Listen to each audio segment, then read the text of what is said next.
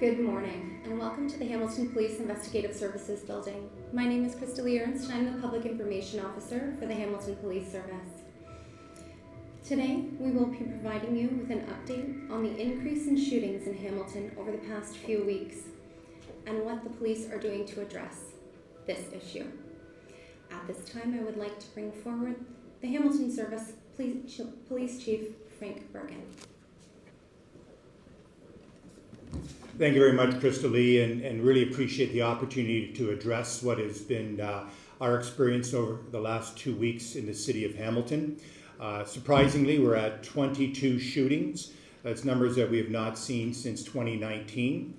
I think it's really important that the community understands what your role is, and also to have the confidence that the Hamilton Police Service is not resting on this. We are going to be responding. You're going to learn from Superintendent Marty Schulenberg, as well as Detective Sergeant Steve Berezoot, about what we are doing, and specifically about our shooting response team. What I thought was important is also to address the fact that we've had difficulties in conversation with community when we will depict something being targeted. And what in fact is really alarming about what is occurring in the last couple of weeks is there is this reckless disregard for public safety, as we're seeing that these are happening at any hours of the day, in many cases during broad daylight. I'm going to ask that they're going to run a little bit of a video here just to give you an example of why I say this should be something that's concerning to all of us.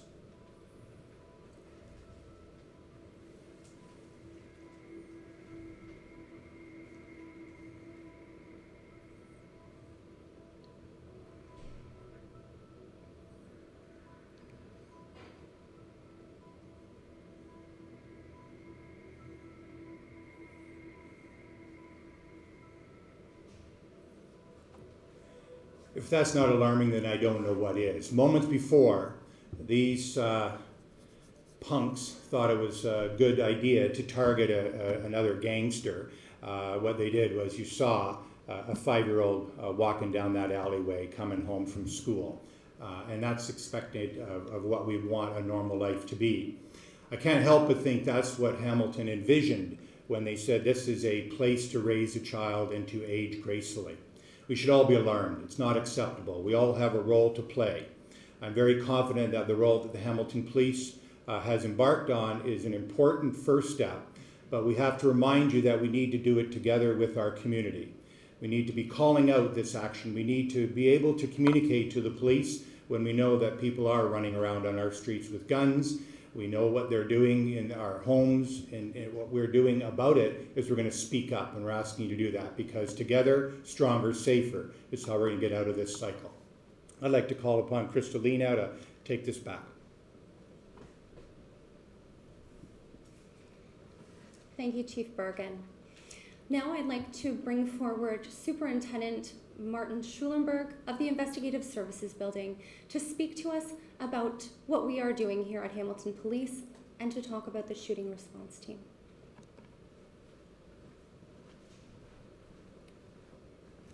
Thank you, Crystalie, and thank you, Chief, for your comments. As introduced, my name is Marty Schulenberg. I'm the Superintendent of the Investigative Services Division for the Hamilton Police Service.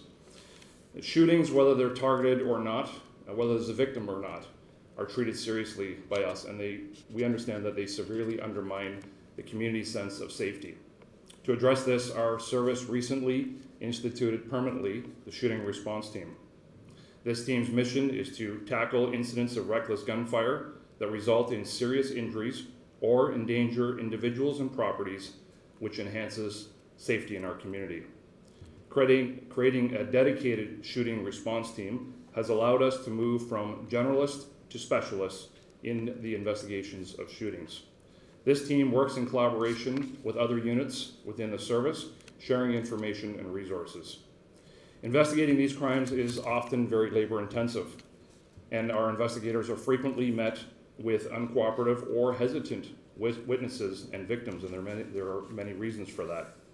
Since its inception, the team has carried out 68 investigations, leading to the arrest of 27 individuals.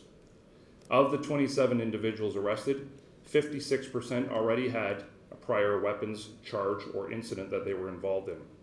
These shootings are often retaliatory in nature, and typically revolve around the use and trafficking of illicit drugs in our community. For this reason, the shooting response team is strategically located within the Investigative Services Division, and more specifically, the Major Drugs and Gangs Unit, within steps of both the Homicide and Intelligence offices.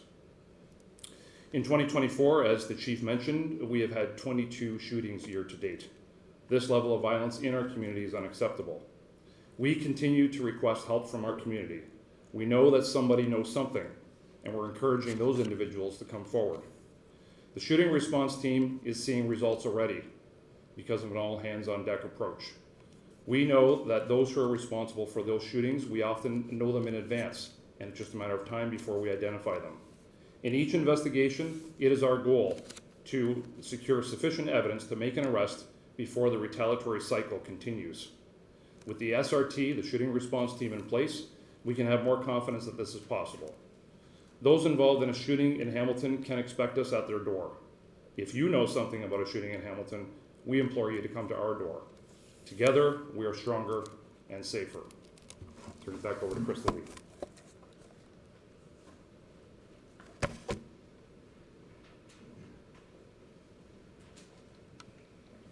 Thank you, Superintendent Schulenberg, for providing us with a further look at what the shooting response team is. Now I'd like to invite up Detective Sergeant Steve Berzuk of the Major Guns and Drugs Unit to talk about those shootings specifically within our community. Detective Sergeant?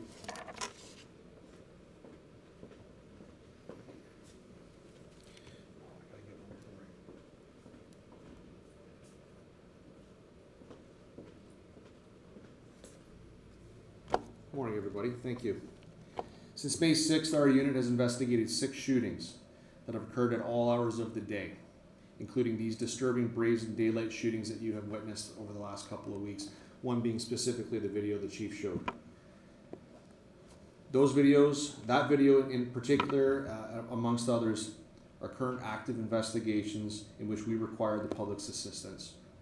If you have information regarding these or other shootings in our city, I am asking you to please reach out to our unit at 905-546-4883. That's the phone number for Detective Matthew Dugdale, standing in the room to my left. I'm also asking that you could email us at the shooting response team at hamiltonpolice.ca to provide us with information. Recently, we've received some tremendous community support at the scene of the Cannon and Kinraid shooting, where members of that community actively participated in our investigation. They eagerly provided us video and provided us statements. This has allowed us and the investigators to promptly develop leads and obtain further evidence that would otherwise have been lost if not for their assistance. For this, we are extremely grateful. Too often, we're met with shooting scenes and victims of shootings who are unwilling to assist us and investigators. This slows the speed at which we can collect and preserve evidence, and ultimately slows our goal of quickly and safely apprehending the criminals involved. I would continue to advocate for the public's assistance in any of these shootings that have happened throughout this year and in any year gone by, so that we can effectively apprehend those involved in some of the most violent and dangerous acts in our city. Thank you. I'll turn it back over to Constable Ernst.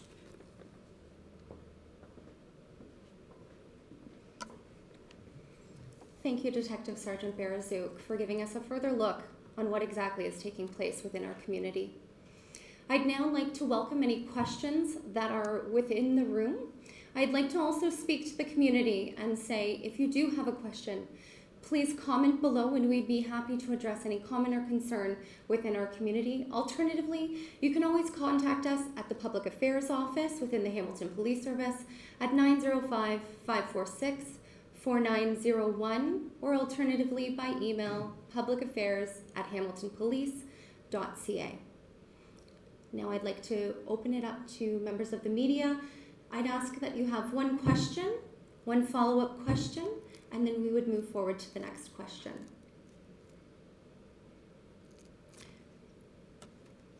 In recent years, we've seen, when there's a spate of shootings, they often happen in the midsummer, towards the midsummer. This is pretty early, we're talking January, just the beginning of spring. Is there anything to explain why we're So for the members of the community, the Hamilton Spectator is asking about the season of shootings, stating that it typically is seen within the summer months, and is there any idea as to why it is this early on in the year? I'd like to invite Superintendent Schulenberg back to the podium. Yeah, thank you for your question. I don't know that there's a typical season for shootings. I think what's concerning us is that we're at 22 shootings for the year.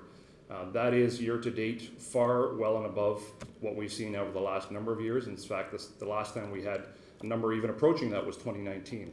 And that's the reason we're here today, is because we do have a concern at the rate of increase that we're seeing. It is something that has our full attention, and hence the reason that we're here today is to appeal for public assistance in relation to anybody that has information for those shootings. We do have concerns, of course, as we head into summertime. Of course, there's more people out and about. That has our concern as well. But I think in particular, the shootings we've seen recently, it's the brazen nature of them and the broad daylight aspect of it as well. All of these things together create a very dangerous environment, and that is what has our concern. Do you have any indication of what might explain this? Is there something knowledge about drugs moving through the community at an easier rate? Anything like that, or is it all? Sure. I won't comment on any one investigation, but I feel very confident in saying that it's the combination of drug trafficking and use within the city that usually leads to a cycle of violence. I made the comment earlier about the number of individuals that we have arrested already that actually have prior convictions or have been involved in weapons offenses. This is in fact a reality for us. It indicates that this is a complex issue, and we're certainly putting our mind towards that. And again, this is why we need that public assistance. I also mentioned that many of these shootings are retaliatory in nature, and that also has our attention as we move forward. Hope that answers your question.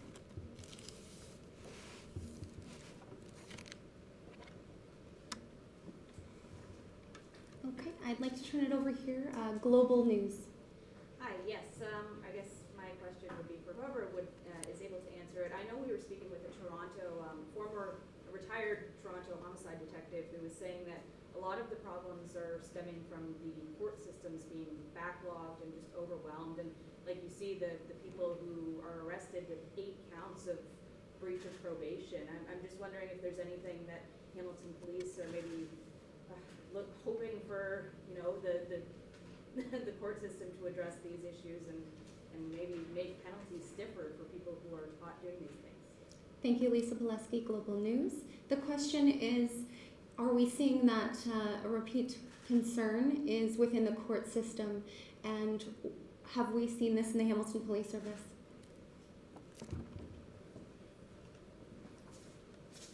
We're very fortunate in Hamilton that we have a great relationship with the Municipal Attorney General, and specifically our Crown Attorney, Eric Taylor. We have this conversation, and it is something that illustrates again that Hamilton is not immune to what you've indicated for Toronto and the greater Toronto-Hamilton area.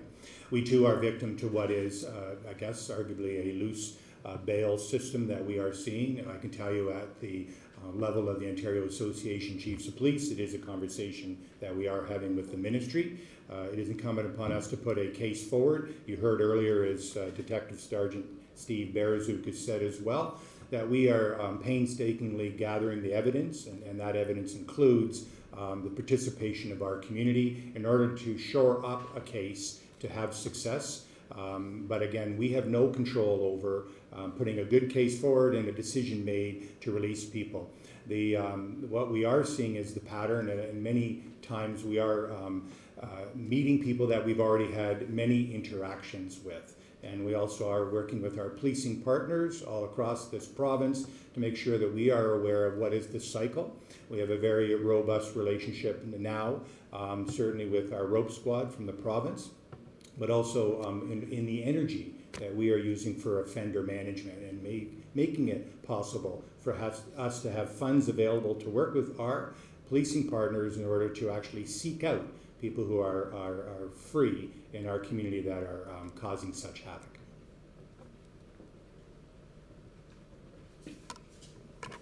Thank you, Chief Frank Bergen. Any follow-up? Okay, moving on.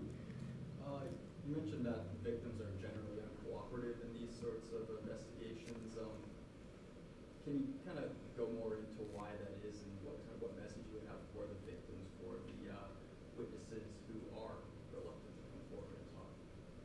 Thank you, Eric from CHCH News. The question for the community is, do you find that it's a barrier with regards to victims and witnesses not coming forward and aiding in the investigation? I'd like to turn it over to Detective Sergeant Steve Berzuk. Yeah, thanks for that question. It's a good question. I think there's not one specific answer to that question. It's pretty complex, but what we've seen is that there's always more often than not a hesitation to want to cooperate with the police. They can often be deemed a rat or they're belittled at the street level for that. That's a problem, and that inhibits them coming forward. Oftentimes we see that the people involved are in fact involved in some type of subculture within the city, and they're fearful of even speaking to us because they too could become arrested for whatever the case may be. And so I think what I would like to say to everybody and to the community is that there are steps that we can take here at the police service to help protect people and to help shelter them and make them feel safe when they want to come in and talk to us. And in fact, and that's exactly what I'm doing here today, is that I'm encouraging people to come in. That what we're dealing with at that moment in time is that specific shooting, and that is what's important to us. And I'll use a small example of perhaps there is a minor breach. I'm really not interested necessarily in that if that's going to lead me to solving a more violent shooting. So there's ways that we can work with people and also make them safe as well. I won't get into the complexities of that, but I would encourage everybody, if you have information with respect to a shooting, regardless, please contact us so that we can help and apprehend the offenders.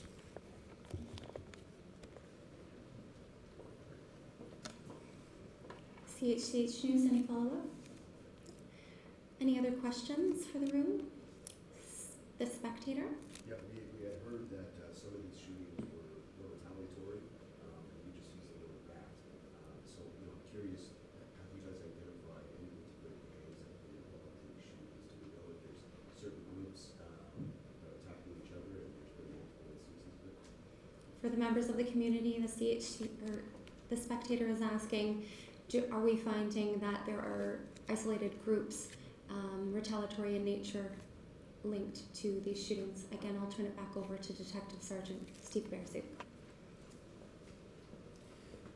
Again, thank you for that question. The number of shootings are obviously the concern and why we're here today. With every shooting that we investigate, we're looking for linkages to see if they're in fact linked to perhaps a different incident, to see if are they in fact a retaliatory incident or are they isolated. And I can tell you that we don't get the answer all the time, but that is certainly something that we seek. We're seeking out the motive for why these shootings are happening, and certainly some of them are in fact connected. And at the appropriate times, we release that information to advise the public that yes, they were in fact connected or related in some fashion. I wouldn't be in a position to tell you today which ones are specifically linked, as these are ongoing investigations. It's important for us to maintain the integrity of that evidence, but at the appropriate time, I certainly would release that to let people know that, yeah, sometimes they certainly are they are linked, and specifically to gangs. I can't comment specifically on one gang versus the other.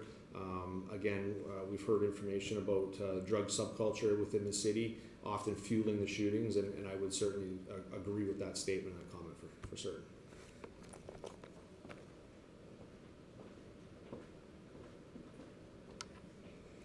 This concludes our news conference for today.